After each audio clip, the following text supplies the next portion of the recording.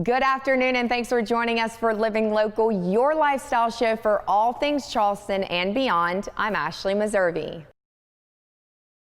Joining us today, we have Lynn Furlow. She is the campus director here at one of my favorite places to stop by and hang out, SouthBay. Thank you so much for having me today. All right, so I have to make a note. We're socially distancing.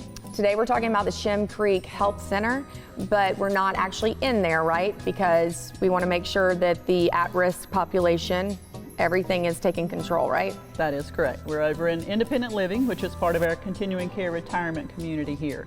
And so in independent living, we're not regulated by South Carolina DHEC and CMS as much as we are in our health center. So we can visit over here a little more relaxed and be able to address social distancing through the 6 foot.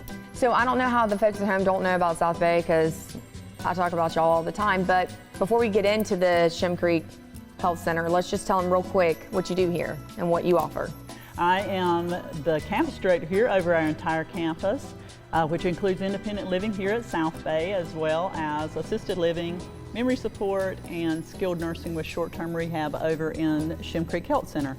And it is a 20-acre campus here that we're able to offer everything someone needs in their senior years to age in place, as we call it. Their golden years. I love calling them that. All right, so Shim Creek Health Center.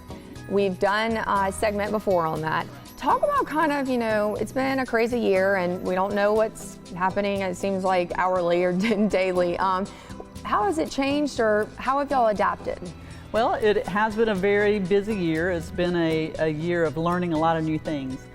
We keep in daily contact with our local representatives with the Charleston County Health Department through DHEC, as well as the state officials.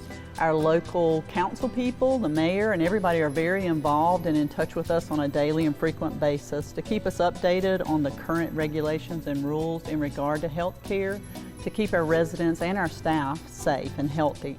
And so it's been pretty much a moving target for this entire year. Well, Lynn, I know you were like in the know when it comes to the residents. How are they feeling?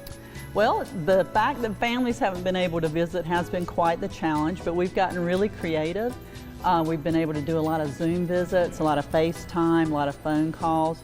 We have been able to do what's called compassionate care visits in the health center, and we work with families to actually get those people in when their residents or their family members have concerns with their health, that we can actually bring them on campus. So you can bring them in and then you follow any guidelines in place, correct? Correct. Under very specific circumstances, okay, we're able to bring them in.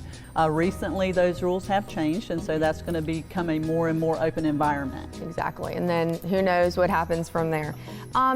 Talk about kind of your experience, though. I mean, you have a challenging job because you're not only having to deal with all these rules and regulations, you're emotionally invested in the residents. How has it kind of impacted you? Well, I think all of us that choose to live in this environment, work in this environment, the passion that we have is for the senior population.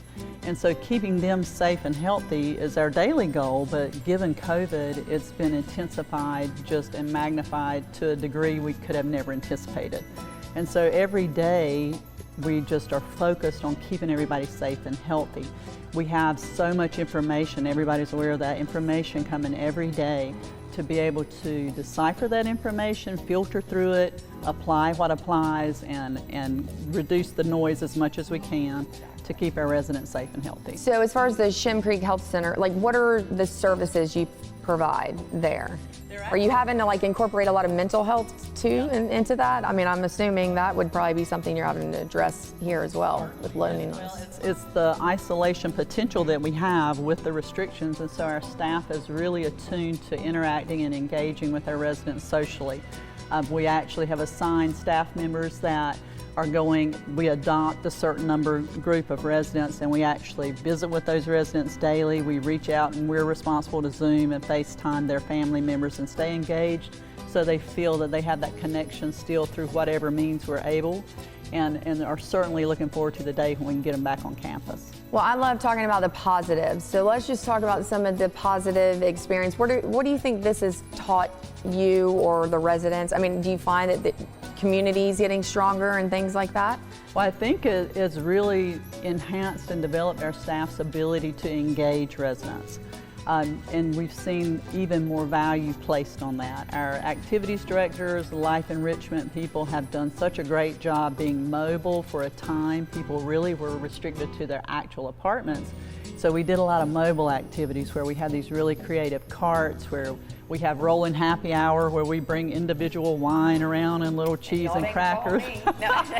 And it's just a great time, but it just really has forced us to think outside of the box, but through that we've gotten really creative and done some really exciting things that I know are going to continue on even after this passes away, the COVID. So speaking of continuing on, before we head out, obviously we have to stay up to date with what's going on, but let's say we want to come in here and we want to take a look. How do we go about doing that? Well, right now in independent living, we'd love for you to come over. We have our admissions director over in independent living, Denise Devaney. She's happy to show you around in independent living because we can tour on this side. Health center right now, we're not able to do tours. However, our admissions and marketing directors on the health center side, Nicole and Chris, are both able to do video visits and video tours of different apartments we have available. And just as soon as we can get people on campus, we'll get those tours started again. But I'm assuming going to the website, calling and things like that, just to get the daily. If you call the main number and let us know what you'd like to know, they'll direct you to the correct marketing director and you can get that information. They'll provide you with a lot of brochures and information and certainly be able to talk to you. Yeah. Well, Lynn, thank you so much, not only for hanging out with me today, but for all that you're doing here. I know everyone loves you. Everyone has great things to say about Lynn, so thank you so much. Well, we're always glad to have you here. Oh, thank you. All right, for more information, of course, head online to SouthBay at MountPleasant.com.